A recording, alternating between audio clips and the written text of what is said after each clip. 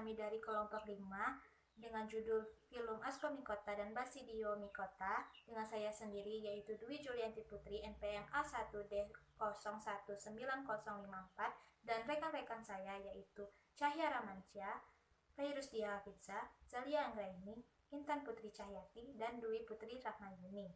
Tujuan dari pembuatannya video ini adalah untuk memenuhi nilai ujian tengah semester pada mata kuliah taksonomi tumbuhan dengan dosen pengampu yaitu Ibu Neni Murniati MPD.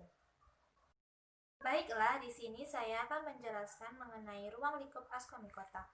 Apa itu Askomikota? Askomikota atau Ascomicetes merupakan golongan jamur yang memiliki ciri dengan spora yang terdapat di dalam kantung yang sering disebut dengan askus. Askus adalah sel yang membesar yang di dalamnya terdapat spora atau yang sering disebut dengan askospora. Nah, kebanyakan dari jamur anggota kelas Askomikota ini memiliki sifat mikroskopis dan hanya sebagian kecil saja yang memiliki sifat makroskopis yang memiliki tubuh buah. Nah, jamur anggota kelas Askomikota yang makroskopis memiliki peran di dalam ekosistem hutan sebagai dekomposer. Selanjutnya, ciri-ciri umum Askomikota. Yang pertama yaitu mempunyai askus yang mengandung askospora umumnya 8. Yang kedua, bahan dinding selnya terdiri dari zat kitin. Yang ketiga, memiliki hifa bersekat dan badan buah yang sering disebut askokap. Yang keempat, jenis spora vegetatifnya adalah Conidiospora. Yang kelima, Askomikota memiliki habitat lembab dan kosmopolit. Yang keenam, Askomikota mempunyai keturunan haploid singkat. Yang ketujuh, reproduksinya secara seksual dan aseksual. Yang kedelapan, jenis spora generatifnya menghasilkan askospora. Yang kesembilan, reproduksi aseksual dengan membentuk Conidiospora. Yang kesepuluh, reproduksi seksualnya melalui konjugasi. Yang kesebelas, memiliki sel yang uniseluler dan multiseluler. Yang kedua-belas, hidupnya ada yang parasit, saprofit, dan bersimbiosis mutualisme. Struktur tubuh Askomikota. Askomikota memiliki struktur tubuh yang berbeda dari jenis jamur lain seperti Zygomikota, Basidiomikota, Deuteromikota, dan Cytridiomikota. Struktur tubuh dari Askomikota memiliki bentuk tubuh buah kecil, bulat panjang, dan mangkuk. Askomikota memiliki dua cara reproduksi, yaitu secara aseksual dan seksual. Yang pertama yaitu reproduksi aseksual pada Askomikota uniseluler. Pada reproduksi ini diawali dengan terbentuknya tunas yang sering disebut blastopora. Pembentukan tunas ini diawali dengan menonjolnya dinding tubuh. Selama proses pembentukan tunas, nukleus dalam sel induk membelah serta akan bergerak ke sel tunas. Kemudian sel tunas akan memisahkan diri dari sel induk guna menjadi individu baru. Terkadang sel tunas tersebut tetap menempel pada sel induk membentuk rantai hifa semu yang sering disebut pseudohifa. Kedua yaitu reproduksi aseksual pada Askomikota multiseluler. Pada reproduksi Askomikota multiseluler ini terdapat dua cara, yaitu lewat fragmentasi hifa dan Conidiospora. Cara dari fragmentasi hifa yaitu membuat hifa dewasa terpisah dari induknya serta akan tumbuh menjadi hifa jamur yang baru. Nah, pada Conidiospora, hifa haploid yang sudah dewasa akan membentuk tangkai yang disebut conidiospor. Pada ujung tangkai ini akan terbentuk spora. Kemudian spora tersebut akan diterbangkan oleh angin. Spora yang diterbangkan oleh angin ini adalah conidia. Pada saat keadaan lingkungan yang menguntungkan, maka conidia akan berkecambang menjadi hifa yang haploid. Hifa tersebut akan bercabang menjadi miselium yang berkromosom haploid. Kemudian reproduksi seksual. Reproduksi seksual terdiri dari uniseluler dan multiseluler. Reproduksi seksual pada Askomikota uniseluler dimulai dengan konjugasi atau penyatuan dua sel haploid yang berbeda jenis. Hasil penyatuan tersebut akan membentuk zigot. Kemudian zigot ini akan tumbuh menjadi askus diploid. Inti dari askus diploid ini akan membelah secara meiosis dan memproduksi 4 inti haploid. Kemudian akan membentuk dinding sel di sekitar 4 inti tadi. Pada askus yang sudah matang, mereka akan pecah serta mengeluarkan askospora. Jika Ascospora jatuh di tempat yang cocok, maka mereka akan berkembang menjadi individu baru. Kemudian, reproduksi seksual pada Ascomycota multiselular. Reproduksi seksual pada Ascomycota multiselular ini terjadi dengan pertemuannya hifa positif dengan hifa negatif yang masing-masing kromosomnya haploid. Hifa positif membentuk ascogonium, sedangkan hifa negatif membentuk anteredium. Ascogonium lalu akan membuat sebuah saluran yang mengarah ke anteredium yang disebut trikogen. Melalui trikogen ini akan berlangsung proses plasmogami. Selanjutnya, ascogonium akan tumbuh menjadi hifa dikaryotik yang bercabang-cabang dan tergabung dalam askokap atau tubuh buah. Ujung dari hifa pada askokap ini akan membentuk suatu askus dikaryotik. Di dalam askus terjadi karyogami atau peleburan inti, maka akan terbentuk suatu inti yang berkromosom diploid. Inti diploid ini selalu membelah secara meiosis dan memproduksi 4 nukleus haploid. Masing-masing dari nukleus tersebut akan membelah secara mitosis sehingga memproduksi 8 nukleus. Kemudian, di sekitar nukleus tersebut akan terbentuk dinding sel serta ascospora yang berkromosom haploid. Apabila askus sudah matang, maka ascospora akan membesar. Pada saat askus pecah, ascospora yang jatuh pada tempat yang cocok akan berkecambah dan menjadi hifa haploid baru. Yang terakhir yaitu peranan Fungifilum Ascomycota. Fungifilum Ascomycota memiliki peranan menguntungkan dan merugikan. Ada beberapa peranan menguntungkan dari filum Ascomycota, yaitu pertama, Saccharomyces cerevisiae yang berperan dalam pembuatan bir, roti, dan alkohol. Yang kedua, Penicillium chrysogenum yang berperan dalam pembuatan antibiotik penisilin. Yang ketiga yaitu Penicillium roqueforti yang berperan dalam meningkatkan kualitas keju. Yang keempat yaitu ada Aspergillus oryzae yang berperan dalam pembuatan tauco. Dan yang terakhir yaitu Aspergillus wenti yang berperan dalam pembuatan kecap. Peranan merugikan filum Ascomycota yaitu contohnya 1. Pencuria inactualis yang menyebabkan penyakit yang merusak buah apel. Yang kedua, Clavister purpurea yang menyebabkan penyakit ergot pada tanaman batu.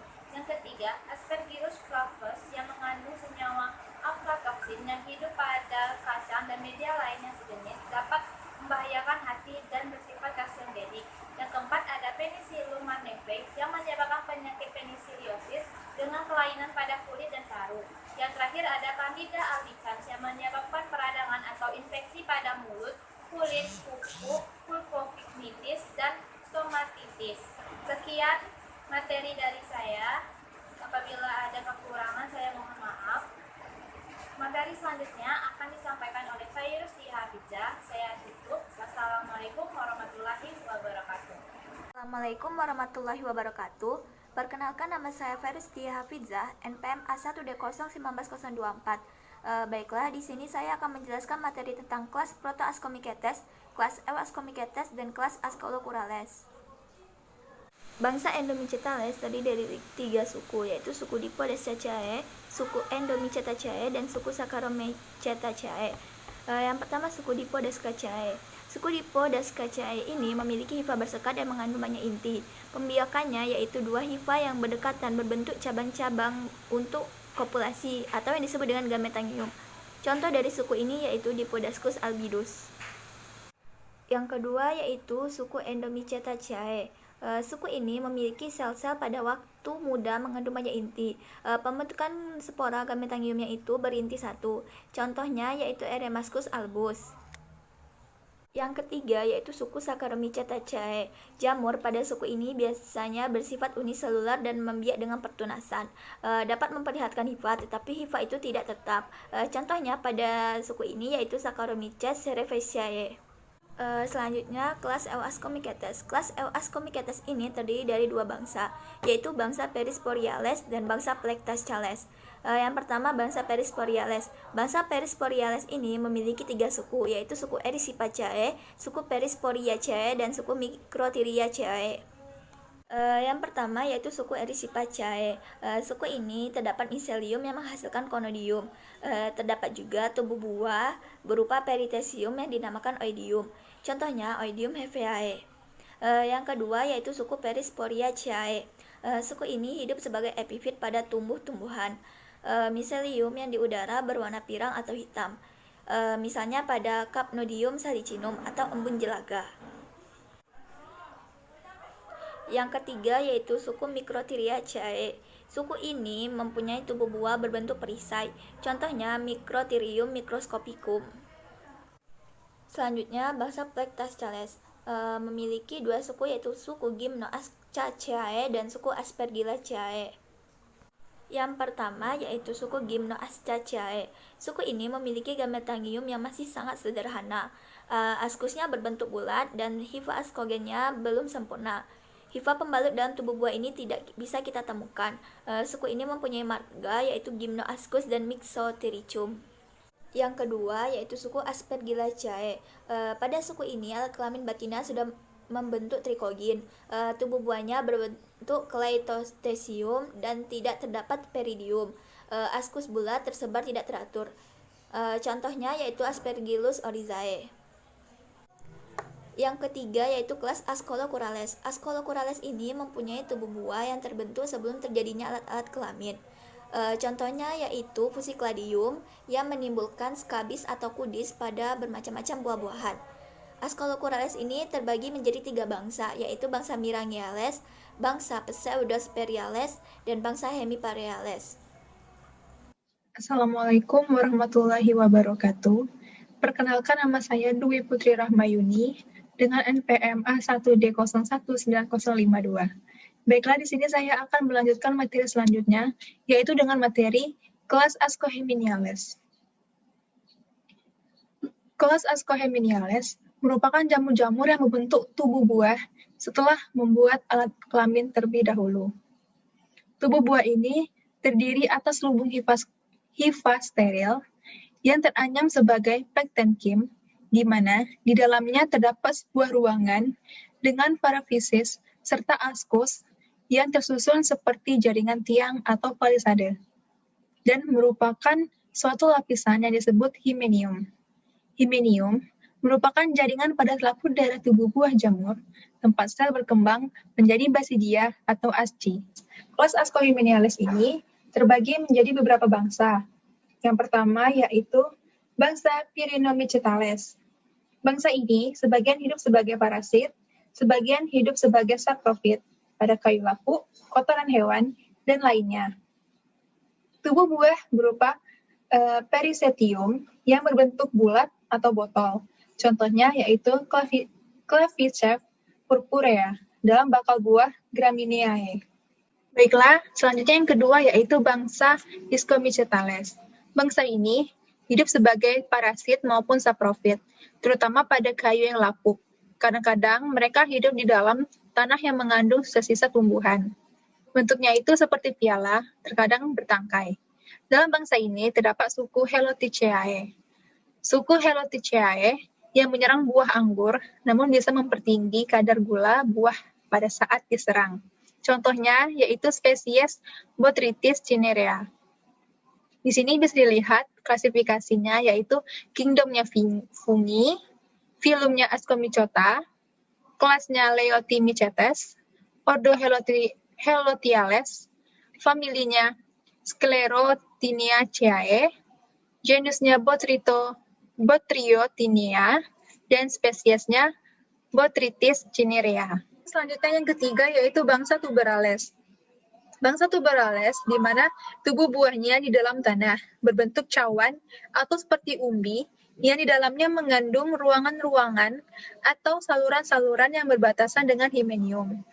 Bangsa ini dibagi menjadi beberapa jenis, di antaranya menghasilkan tubuh buah yang dapat dimakan.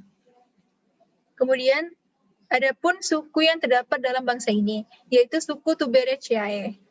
Suku Tuberaceae, jenis yang dapat dimakan, dan jenis ini dapat termasuk sebagai suku Tuberaceae seperti Tuber melanosporum, Tuber rufum, dan Tuber aestivum.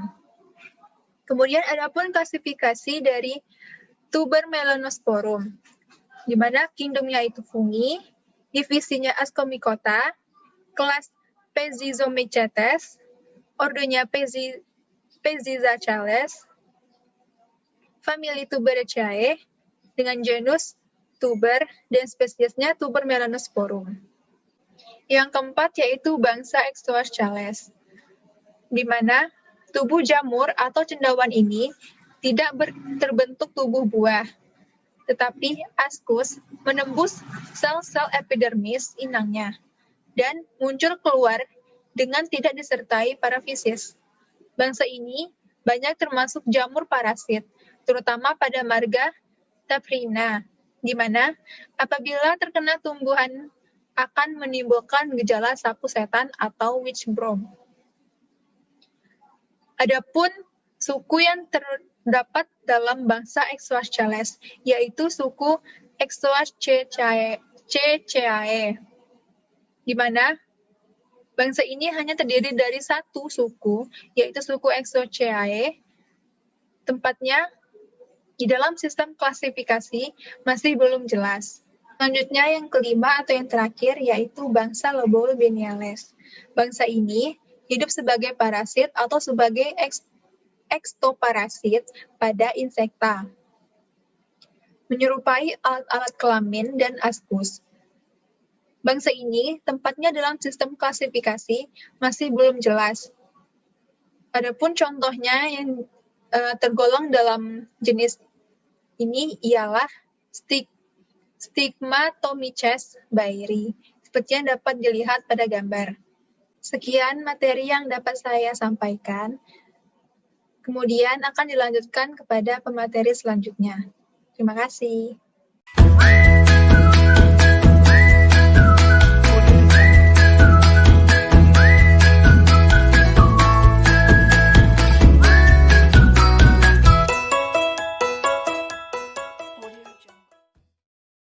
Assalamualaikum warahmatullahi wabarakatuh.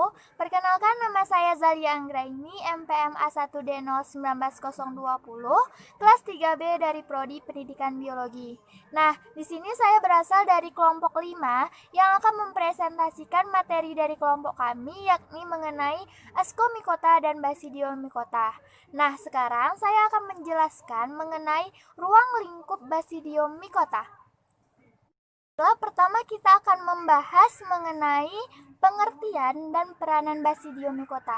Sebenarnya apa sih Basidiomycota? Basidiomycota itu merupakan fungi ataupun cendawan yang dapat memproduksi spora yang memiliki bentuk kotak di dalam tubuhnya yang biasa kita sebut dengan basidium. Nah, Basidiomycota ini berasal dari bahasa Yunani yang diambil dari kata basidium tersebut. Sebenarnya Basidiomycota ini dapat kita jumpai pada daratan ataupun di perairan. Namun pada dasarnya Basidiomycota ini merupakan pengurai yang dapat dengan mudah kita jumpai pada tanah, kemudian pada batang kayu ataupun pada tumpukan sampah. Selain itu, Basidiomycota ini juga memiliki peranan yang dapat menguntungkan manusia dan juga dapat merugikan manusia, yakni dampak negatif dan juga dampak positif. Yang pertama kita akan membahas mengenai dampak positif ataupun keuntungan dari Basidiomycota yang biasanya dapat dikonsumsi oleh manusia. Yang pertama yaitu jamur kuping, kemudian yang kedua itu jamur tiram, dan yang ketiga yaitu jamur merang. Selain itu, kita juga harus mengetahui apa saja kerugian dari Basidiomycota. Yang pertama yaitu adanya Ustilagomaides, kemudian adanya jamur karat, yang kedua yaitu adanya payung maut yang tentunya dapat berbahaya bagi manusia. Selanjutnya kita akan membahas mengenai ciri-ciri Basidiomycota. Nah, ada beberapa ciri-ciri yang dapat kita gunakan untuk menemukan apakah suatu spesies itu termasuk ke dalam Basidiomycota apa bukan. Yang pertama yaitu multiseluler ataupun bersel banyak. Selain itu, Basidiomycota juga memiliki ciri-ciri yang kedua, yakni jamur ini termasuk ke dalam jamur makroskopis, yakni yang dapat dilihat langsung oleh mata manusia. Selain itu, Basidiomycota ini juga memiliki ciri-ciri yaitu bersifat saprofit dan juga parasit pada organisme lain. Selain itu, Basidiomycota ini juga memiliki hifa yang bersekat. Selain itu, Basidiomycota juga memiliki ciri-ciri tubuh buah yang berbentuk seperti payung. Kemudian, Basidiomycota ini juga memiliki bentuk yang bervariasi, mulai dari lembaran, kemudian lempengan, ataupun bentuknya yang berbolak-balik. Selain itu, Basidiomycota ini juga memiliki tubuh buah yang disebut dengan basidiokarp. Selain itu, Basidiomycota ini juga memiliki reproduksi yang secara aseksual dan juga reproduksi aseksual. Sebagian besar pada Basidiomycota ini umumnya dapat dikonsumsi manusia. Selain itu, Basidiomycota ini juga memiliki ciri-ciri yakni tubuh buahnya yang bervariasi warnanya, mulai dari merah, kuning, ataupun warna-warna lain. Selanjutnya kita akan membahas mengenai struktur tubuh Basidiomycota. Struktur tubuh Basidiomycota terdiri dari hifa yang bersekat serta mengandung inti yang haploid. Ciri dari tubuh Basidiomycota ini memiliki batang serta tudung yang berbentuk seperti payung. Nah, pada bagian bawah tudung ini juga terdapat lembaran yang menjadi tempat terbentuknya suatu basidium. Kemudian hifa yang ada pada jamur ini juga pada umumnya ini bercabang dan membentuk miselium. Kemudian miselium inilah yang akan membentuk tubuh buah yang disebut dengan basidiokarp.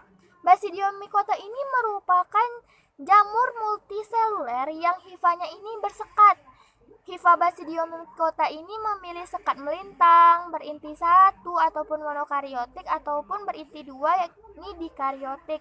Miseliumnya terdapat pada substrat di mana dari hifa dikariotik dapat muncul tubuh buah yang berbentuk seperti payung ataupun berbentuk lain yang menjulang di atas substrat.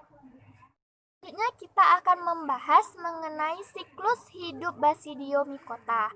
Nah, pada spora yang telah dihasilkan oleh adanya basidium tadi mempunyai suatu sifat haploid serta dapat membentuk suatu hifa-hifa yang saling bersekat.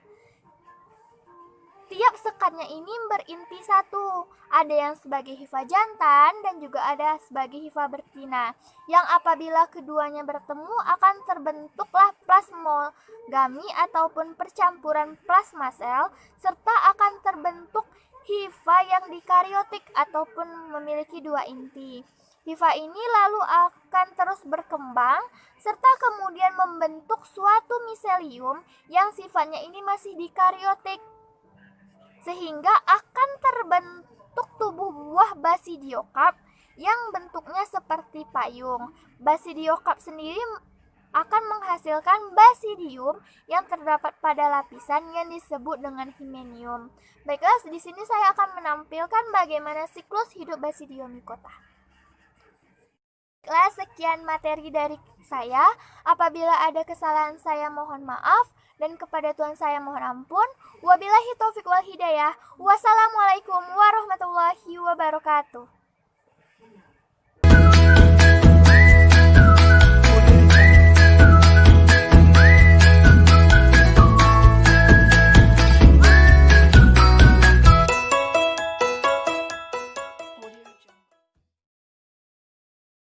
Assalamualaikum warahmatullahi wabarakatuh.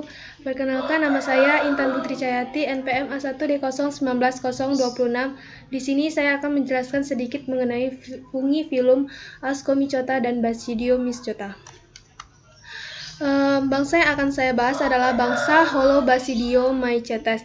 Dalam bangsa ini terdapat dua jenis bangsa, yaitu bangsa Hymenomycetales dan bangsa Gasteromycetales. Bangsa Hymenocetales adalah jamur ini memiliki perkembangan yang sederhana, memiliki basidium yang bebas pada hifa-hifa yang negatif. Jika belum membentuk tubuh buah, pada yang lebih tinggi tingkatnya, hifa pendukung basidium teranyam menjadi tubuh buah yang berbeda-beda. Contoh dari bangsa ini adalah jamur Gadoderma aplanatum. Bangsa ini dibedakan menjadi dua anak bangsa, yaitu anak bangsa Aphiloporales dan anak bangsa Agaricales. Anak bangsa Aphiloporales adalah jamur yang tubuh buahnya tidak memiliki hymenofor yang menonjol. Hymenium terletak bebas di tubuh buah dan sudah terbentuk sejak tubuh buah masih muda. dan tubuh buah selalu membentuk bagian-bagian baru. Anak bangsa ini dibedakan menjadi beberapa suku, yaitu suku Exobasidiaceae, contohnya Exobasidium vexas. Yang kedua, suku Corticiaceae, contohnya Corticium salmonicolor. Yang ketiga, suku Teloporaceae, contohnya Telepora laciniata. Yang keempat, suku Clavariaceae, contohnya Clavaria zipeli. Yang kelima, suku Hydnaceae hymenopora, contohnya Hydnum repandum. Yang keenam, suku Polyporaceae, contohnya Ganoderma aplanatum atau jamur kayu. Kemudian, anak bangsa Agaricales. Pada anak bangsa ini, tubuh buah biasanya berbentuk payung dengan tangkai sentral. Pada waktu tubuh muda, diselubungi oleh suatu selaput yang dinamakan velum universal. Apabila tubuh membesar, selaput hanya tersisa di bagian pangkal tangkai tubuh buah dan disebut bursa. Dari tepi tubuh buah ke tangkai terdapat juga suatu selaput yang menutupi sisi bawah tubuh.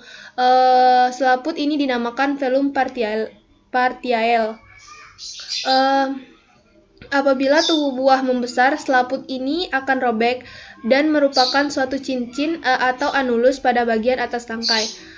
Pada anak bangsa ini terdapat beberapa suku, yaitu suku Agraricaceae, contohnya Volvariella volvaceae. Yang kedua, suku Boletaceae, contohnya Boletus luteus. Kemudian yang kedua, anak bangsa Gasterumycetales. Memiliki tubuh yang tertutup, bentuk kurang lebih bulat. Pada waktu masa dinding paling luar, yaitu peridium homolog velum universal, pecah dan spora keluar secara pasif. Tubuh buah membentuk massa kompak yang dinamakan gleba. Kebanyakan bersifat saprofit di dalam tanah yang subur, namun tubuh buah biasanya terdapat di atas tanah. Dalam bangsa ini terdapat dua suku, yaitu suku Palapcae, contohnya Dithopora inusiata. Yang kedua, suku Lycoperdaceae, contohnya Lycoperdon pratense. Baiklah, itu saja yang dapat saya sampaikan. Terima kasih. Wassalamualaikum warahmatullahi wabarakatuh. Assalamualaikum warahmatullahi wabarakatuh. Perkenalkan, nama saya Cahaya Ramansyah, NPM A1D019-018. Baiklah, di sini saya akan menjelaskan materi selanjutnya, di mana saya akan membahas mengenai bangsa Tremelales, bangsa Auriculariales, bangsa Uridinales atau sering disebut jamur karat, dan bangsa Ustilaginales atau sering disebut dengan jamur api. Baiklah, yang pertama saya akan membahas bangsa Tremelales, di mana bangsa Tremelales ini memiliki ciri-ciri tidak membentuk tubuh buah, bersifat mikroparasit yang membentuk percabangan Fustorium, dan bersodium selalu terbagi menjadi 4 sekat-sekat yang membujur. Adapun klasifikasi dari bangsa Tremelales ini yaitu berasal dari kingdom Fungi, divisi Telopita, kelas Eumycetes, ordo Tremelales, famili Tremelaceae, genus Tremela, spesies Tremela lutecetes. Baiklah, selanjutnya yaitu bangsa Auriculariales, di mana bangsa Auriculariales ini memiliki ciri-ciri yaitu tubuh buah yang menyerupai daun telinga, bersodium selalu terbagi dalam 4 sel sekat-sekat melintang, kemudian anggotanya bersifat sporofit. Adapun klasifikasi pada bangsa Auriculariales ini yaitu berasal dari kingdom Fungi, divisi Telopita, kelas Eumycetes, ordo Auriculariales, famili Auriculariaceae, genus Auricularia, spesies Auricularia polychitria. Yang selanjutnya yaitu bangsa Uridinales atau sering disebut dengan jamur karat, di mana bangsa Uridinales ini hidup sebagai parasit. Serangannya menimbulkan bercak-bercak berwarna coklat seperti karat, maka dari itu bangsa ini sering disebut dengan jamur karat.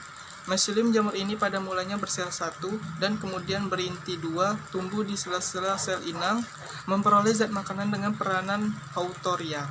Pada bangsa ini memiliki 2 suku, yang pertama yaitu Pucaniaceae dan Malapersorceae. Selanjutnya yaitu bangsa Ustilaginales atau sering disebut dengan jamur api.